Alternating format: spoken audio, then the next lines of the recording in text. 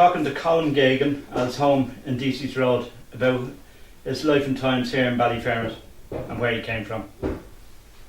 Colm, your earliest memories of your life there? Yeah, you know? well, we lived in Kew Square in the 40s, and I went to Golden Bridge School, and you'd done a few years in Golden Bridge School, and then you went over to St Michael's, and then you stayed in Michael's until 6th class, do the primary, and then you were out at 13 years of age, and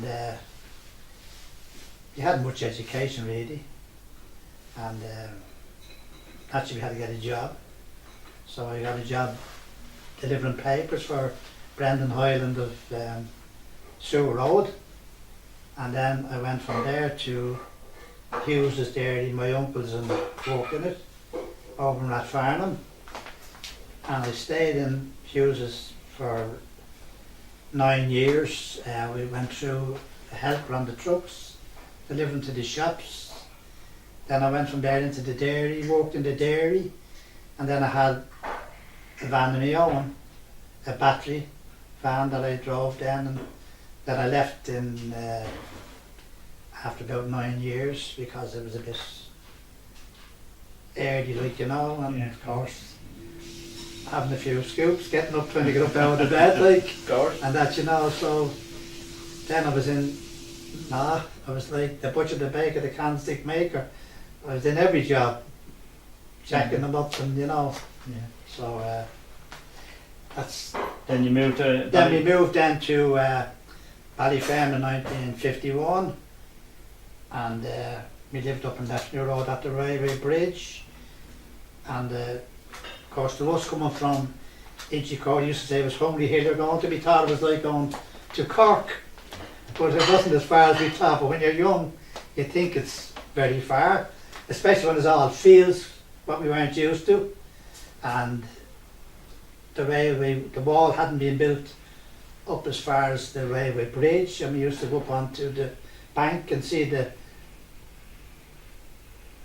trains going by, the what you call them, you know, the steam trains. yes, yeah, going by there, you know. And we thought it was heaven on earth. Brilliant, yeah. So and that's And then how did the houses in Kew Square compare to the houses in well, Ballyfermot? the house in Ballyfermot to us from Kew Square was in the course the old barracks, the British Army barracks, and they were like tenements, cold, damp, concrete stairs, no central heat in them days, and coming to Ballyfermot with a new house was like going to the Gresham Hotel.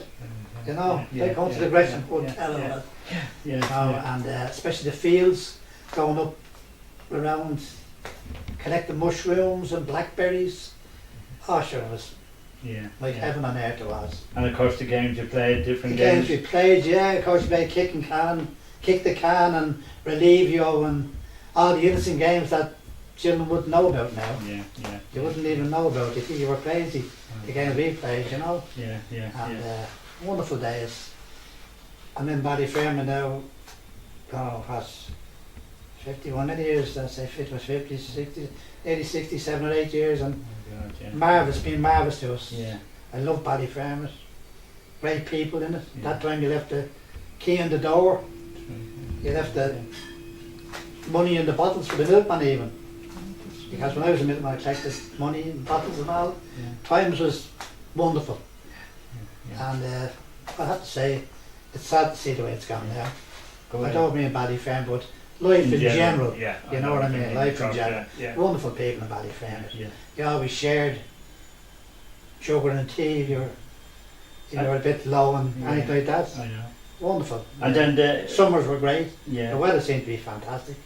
You know? And then you joined the club here. You joined the football Then I club. joined Bromley Club, and we were playing with Cherry Archer first, and then we were playing a match against Bromley, come up to play us on the lawns, and Paddy Donnelly and his father ran Bromley, and they thought that myself and Christy Carey were okay players, so they asked us would we play for Bromley, and they showed us, we were only in sort of, Cherry Arch was only starting at that time, and the jerseys were only, they hadn't got good gear, but Bromley opened the case, Paddy Donnelly opened the case and showed us this beautiful gear, and he said, if you sign for us, he says you'll have that gear, you'll take it home, it'll be your own.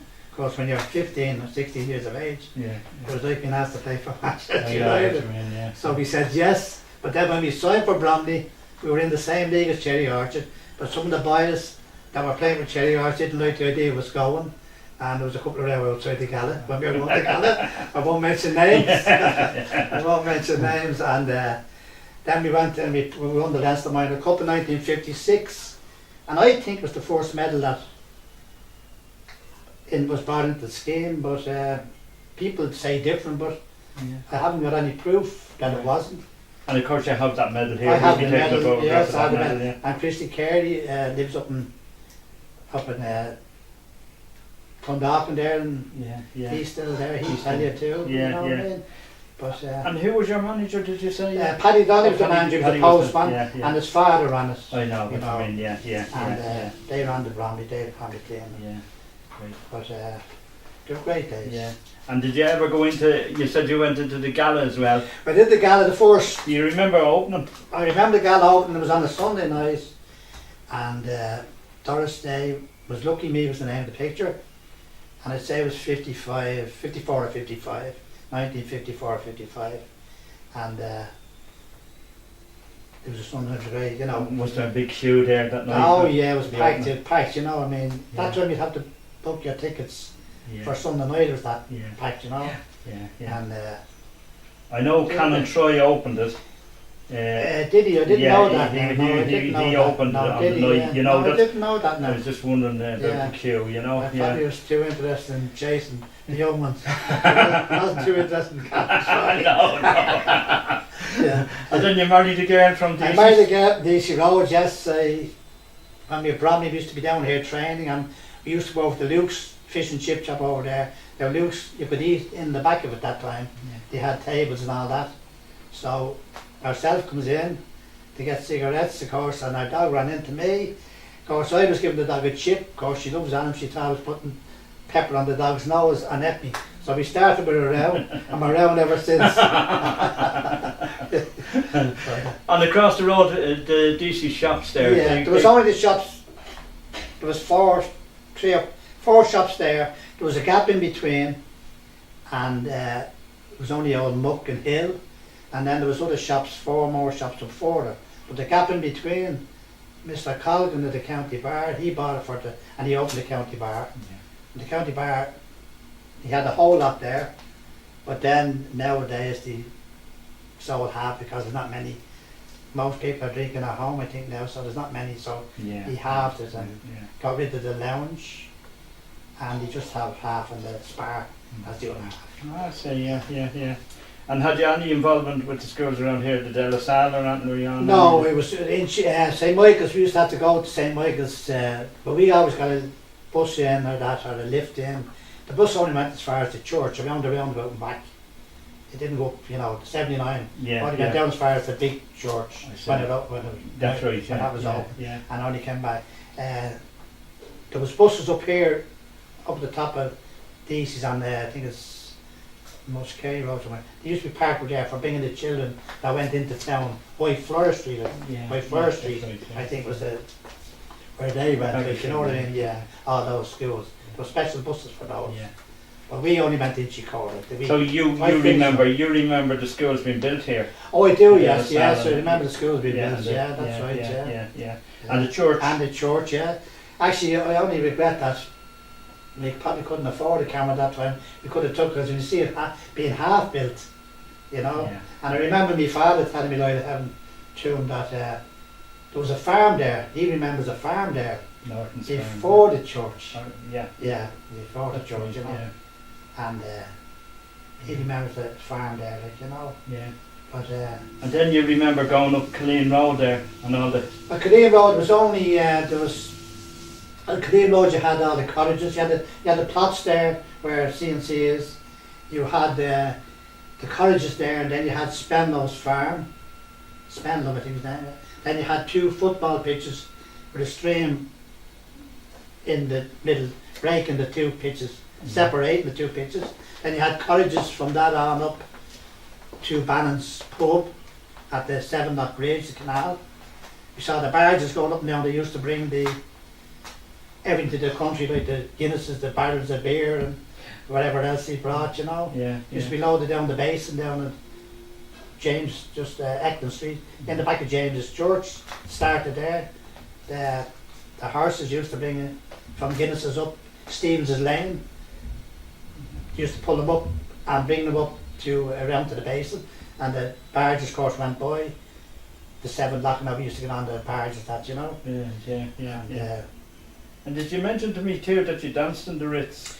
No, I didn't dance in the Ritz, but my brother did. Did he? I wasn't too much of a Fred Astaire, you know. And he danced in the Ritz. But I remember Dickie Rock and them started going to the Ritz. He used to play with the mellow cards, I think he used to play with that time. I have some photographs actually. And funny enough, I came across a photograph there not so long ago. Well, of Joe Lynch was a bouncer there. You know, the actor. Oh, Joe, yes. I remember a fella called Downey. I think Downey's had something to do with it, owned it. He was a boxer too. That's right, you're right, that's right. He's in the photograph with him. Oh yeah, big man. That's right. Yeah. But I remember a chap, I won't mention the name, but he was barred a certain character in Ballyfermot, and he told him, he says, "You're not getting in here tonight," and he mentioned his name. But anyway, he says, "I'll get you." I said, Down says, "You won't get by me." Anyway, this guy ran, jumped through the pane glass window, looked up, lying on his back, said, "I told you I'd get by you." It was carted out. I won't mention names. No. And do you remember Lux Brannigan being here? I do. I remember Lux Brannigan to me. I bought the book, his book there. Lux to me was brilliant. You miss him nowadays, but he was a bit unfair in a way. He was brilliant. Because I was standing up at the corner here at the old church waiting on Margaret to meet her. I was only going with her. And once you saw anybody waiting, no matter who you were, you're lighting, you go out and he'd give you a route in the behind. You know. So I thought it was unfair. Like he didn't pick out the people that would be up to mischief. He picked out anyone that stood. But after saying that, I'll have to say he's badly missed. There are people who disagree with me. But he's badly missed the way things are now, you know. I know what you mean. He's a great guy. I remember 1 or 2 episodes there myself, even growing up. You know him, I remember we had a when I was having me strike party, we were down in pub off Wexford Street there. I can't think of the name, but anyway, of course we were up the lane having a whittle, and the next thing sees that a few of the lads, someone must have rang, so said we were up to some town going to rob something maybe, and I saw the squad car just pulling up on the lane, and he comes down and he said, "We're only, you know, having a whittle, like, you know what I mean, but move, get out." But anyway, the driver name was Collins. His brother worked with me in Hughes's, Mick Collins. He became the Lord Mayor of Dublin after Mick Collins, and he knew us from, we worked in the milk at the time.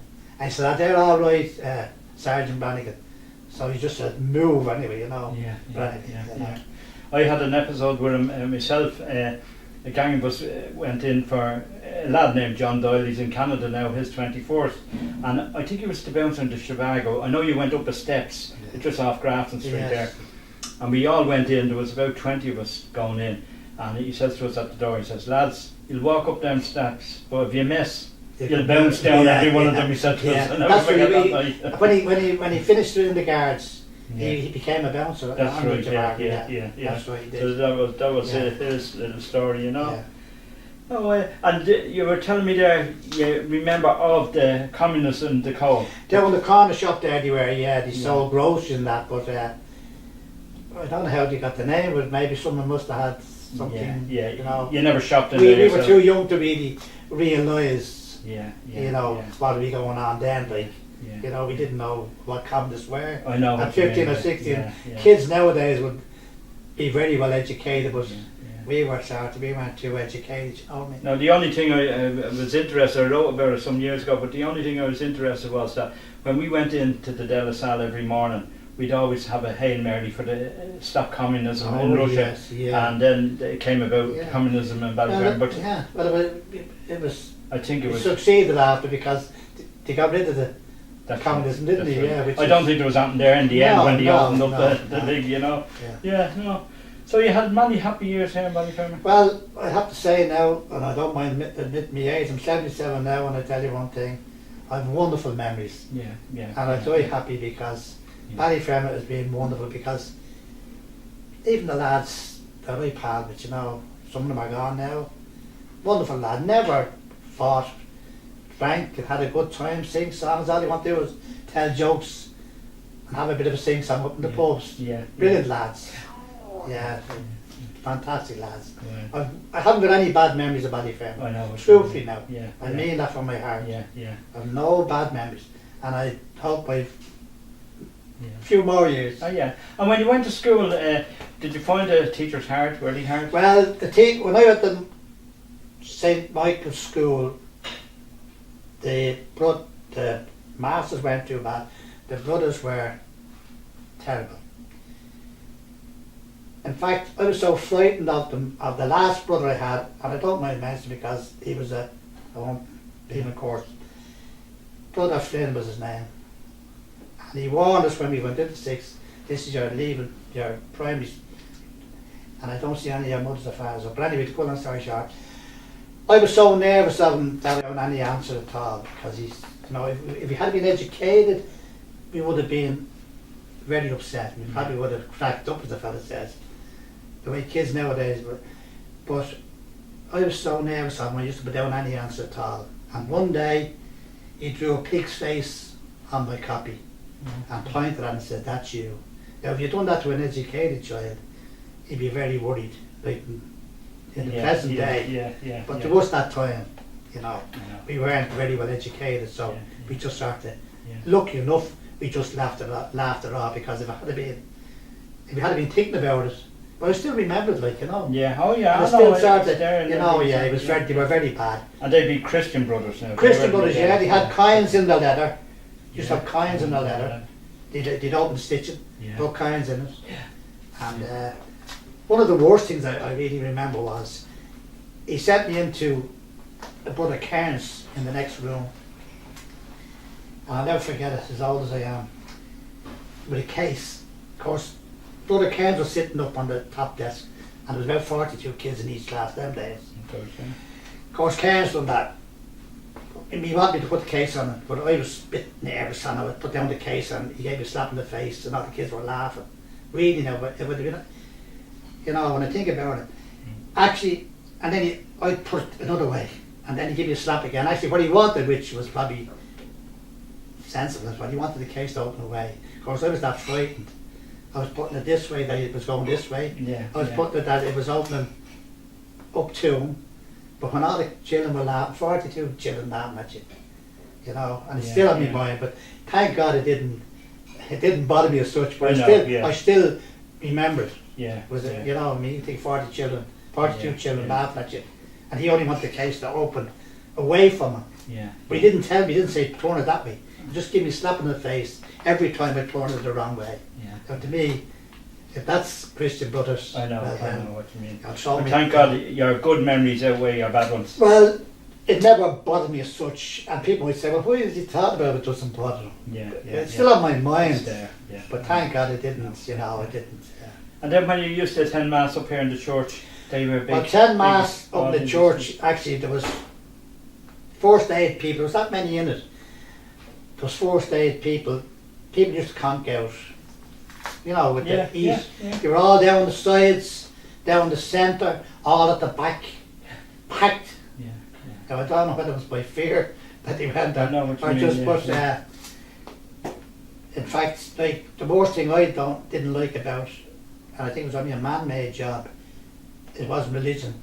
We were getting married, right? Now, you could not have a cup of tea after 12. Now, say we went to bed at 10 or 11. Right. And you're getting to get married, or even go to communion without getting married. You couldn't eat anything. So you were actually, when you were, let's say, forget about married, when you were a child at 9 or 10, right, you go to bed, your mother puts you to bed about 9, right, you go to the altar the next morning, you couldn't have anything, a cup of tea or a bit of bread. So you're actually going at, say, 9 or 10 years of age, down to the church after being in bed since 9 and getting 10 or 11 mass on a Sunday without a cup of tea. So no wonder people was collapsing. You know what I mean? Yeah, true. I know what you mean. Yeah, no wonder they were collapsing. Like, you know what I mean? Yeah. Nothing to eat. It's the same to getting married. You couldn't have anything to eat. So was it? You had to wait until you got to the reception before you could have a cup of tea. I know what you mean. I mean, no, the hogwash to me that is anyway. And tell us this. What about the stew house around here? The stew house was there. Actually, that was a builder's hut. When they were building, they had paints and timber. They live in those spots. And then it became was it the church force or it was the I don't know whether it was the church force or the stew house. But anyway, the church force. The church force, right? It was the church. That's where we used to get mass. My mother used to walk down with us when we were kids, and I always remember there was no trees or nothing. Ballyfermot was only, I'd say, it was only starting. There was no trees around there where the Delisad is. And my mother used to be walking down with us, the heaven tour, with us, with the kids, beside my brother and my sisters, going to mass in all weathers. And she'd say, look, I'd say, this is terrible, cold and coming all the way down here. And you could see St. Mary's Hospital in the park because there was no trees or nothing. But it was only, you know, it was clear. And she used to say, think of them poor people that's in that hospital out there, and you are lucky to be able to walk down the mass. You know, that type of thing. But, and would that be packed up too around here when it was mass? Well, I don't remember me standing outside now, but you know, like there was. I don't remember being packed. No, I don't remember being packed actually. You know. Well, I suppose a lot had St. Michael's to go to, or James's Street. Yeah, or, I'd say that. You know, even. And then the scheme was only. It was only half. It wasn't only up as far as left and New Roads. I was saying, you know. Yeah. Oh, great memories there. And where, as I say, I think we're going to record all your memorabilia, such as your photographs. If you want to do that, that'll be fantastic. Yeah. There's a lot of people out there still. Say, can I say a photograph? The Bromley photograph. Actually, a person on in the ranch, Beanie Brennan. Well, used to live in the ranch. They live up on the main road there. Can I say a photograph in the Bromley photograph? And he's slagging the course. You've never changed. I think you get that all the time. You've never changed. You gave me a photograph, Colm, sorry, you gave me a photograph there of two little boys. And cannon, is it? The guns there. That's an anti-aircraft gun. That's used to when the Germans was over, say even North Strand, bombing the North Strand. Our army had all these out, the anti-aircraft guns. Up shooting at them, like, you know. In the well, that'd be probably the early 40s, would it be? Probably. Would you? 40, 41 or 40, whatever. And after the war was over, all the anti-aircraft guns and all the tanks was on display out in the RDS in Ballsbridge. So my mother, I'd have to her, thought that'd be very interesting for us as children to go out and see these things, because when we lived first, when I was born first, my mother was living down in Pearse Street, and if you to Pearse Street, still Pearse Square, there's still steps up to the houses, and my uncle used to be in the, you know, the people that help people that is it after getting bombed, you know. To get in, help, you know. I know what you mean. Go taking people out of the rubble and all that. So she was so nervous when I was born in 40 that I was the first born, that she said if the planes ever, if a bomb ever hit Pearse Square, where it's still there now, you can still see the steps, you haven't been down to look at it, that if it hit there, that she'd find me and her under the stairs. She was that nervous, you know. So that's the photograph of when she brought us out to the RDS, and that's the photograph. She said she put us up on this anti-aircraft gun and got a photograph taken of us. Just to, you know, because she had bad memories. Like, she was so nervous, only after having me, like. And just in case a bomb did, which it did hit the North Strand, that's you right, know, North Strand, and it hit many other places here, right, as far as I know. And so she just that nervous. She said if it ever did, So it shows what you had to go through, really. When people are so, and she'd be under the, she'd had me in her arms under the stairs. I know what If you it, mean. yeah, it was collapsed. That. Yeah. So you know, the worries he had, like you know. My God.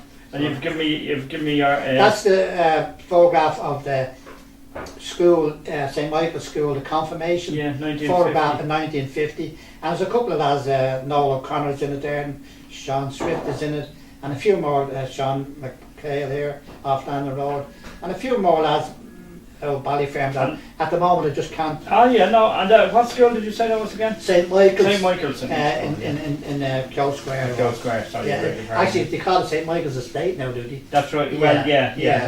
But it was Keogh Square in my time. That's right. Yeah, you know what I mean? Yeah. Now we'll leave it at that. So. Well, thanks very much. Thank you very much for thanks, Sean. Right? And Sean, thanks very much Brilliant, for recording. You know, I hope I was of some little bit of. I'll bring back loads of know, information to people. This is what it's all about. You know. I'll have to go down to Chapel to see it down there. Like. Oh yeah. I can't manage myself here. No. Well, what we do, we bring you up the library and we show you. We'll do that. Yeah, that's promise you fine. that. No, we'll do that. You know. That's brilliant. Thanks again. Thank you very much. Thanks, Thanks, Sean.